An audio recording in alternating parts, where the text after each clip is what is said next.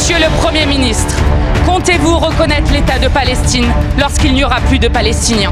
Dimanche, Netanyahou a lancé l'offensive dans la bande de Gaza. Son but, déporter le peuple palestinien. Depuis cet hémicycle, nous disons à Netanyahou et à ses soutiens inconditionnels, Gaza ne sera jamais israélienne. Des Palestiniens transformés en squelettes par une famine utilisée comme arme de guerre, les hôpitaux rasés, l'horreur d'un nettoyage ethnique. Devant le premier génocide filmé en direct de l'histoire de l'humanité, personne ne pourra dire qu'il ne savait pas.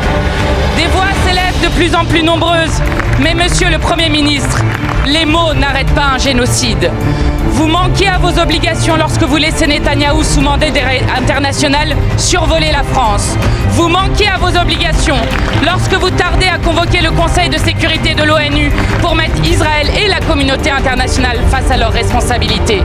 Vous manquez à vos obligations quand vous n'agissez pas pour suspendre immédiatement l'accord d'association entre l'Union européenne et Israël. Vous manquez à vos obligations quand vous refusez d'interdire les exportations d'armes. Ces obligations sont pourtant les vôtres, au titre de la Convention pour la prévention et la répression du crime de génocide. La France et l'Europe sont responsables. Ne prendre aucune sanction, c'est se rendre complice. À Gaza, Monsieur le Premier ministre, la mort est partout. Cette mort hantera à jamais la conscience de ceux qui pouvaient agir, mais qui par lâcheté et complicité n'auront rien fait. Monsieur le Premier ministre, comptez-vous reconnaître l'État de Palestine lorsqu'il n'y aura plus de Palestiniens ?